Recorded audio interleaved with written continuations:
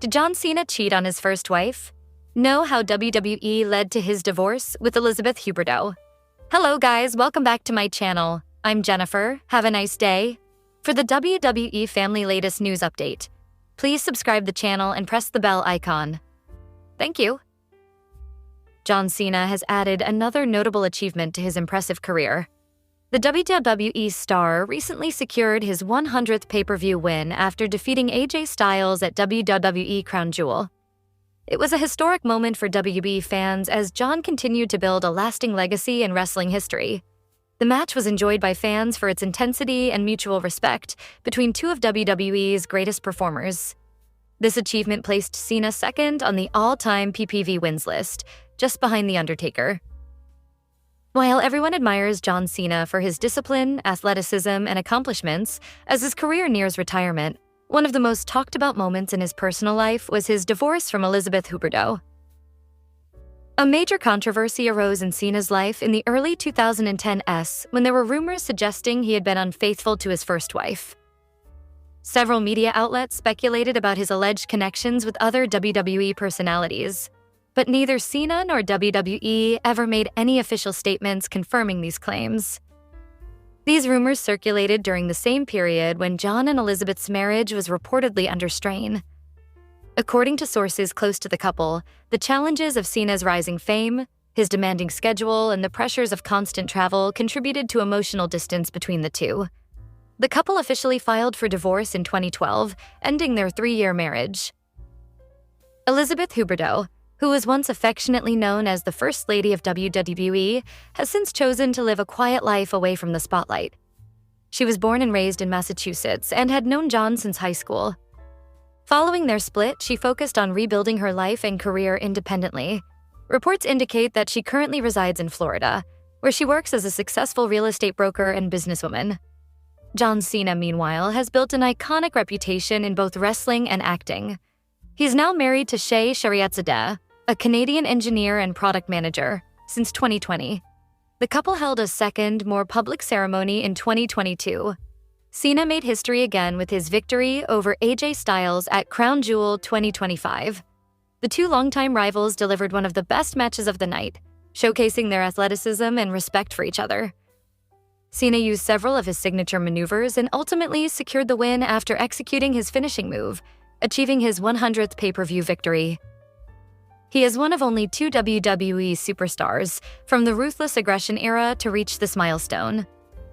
The Undertaker, 107 wins, being the other. Cena made his WWE debut in 2002 and steadily rose to become the face of the company.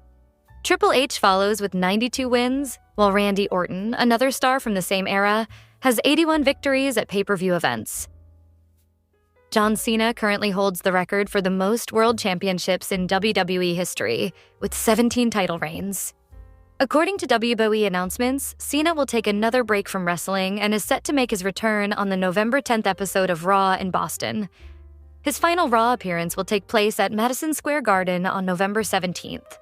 Cena's last pay-per-view appearance will be at Survivor Series on November 29th, and he is scheduled to retire at Saturday night's main event on December 13th.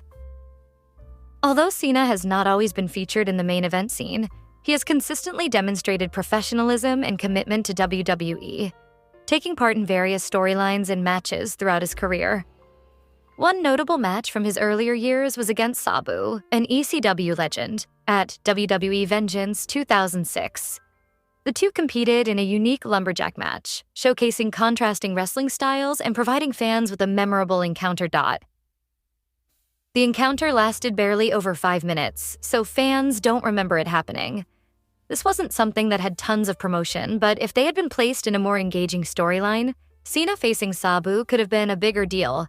There was a time when Rene Dupree seemed like he was going to be a significant star in the business, which is why he ended up being given bigger opportunities to work with other talent. That saw him compete against John Cena on a pay-per-view. And while it wasn't Cena at his best as a main event star, he was still established as a champion here. He was defending the United States Championship in this match, which he did successfully. It was a routine win for him at the time, and he continued his run as champion, but fans don't recall him working against Dupree. WWE puts together some random match cards for many of the Super Showdown-style events, whether they're in Saudi Arabia or Australia, such as this one. This match was a prime example of that, as putting John Cena alongside Bobby Lashley against Elias and Kevin Owens seemed like a case of just placing 4 stars on the card to make it more appealing. It worked in that sense, but not in terms of creating anything memorable for fans.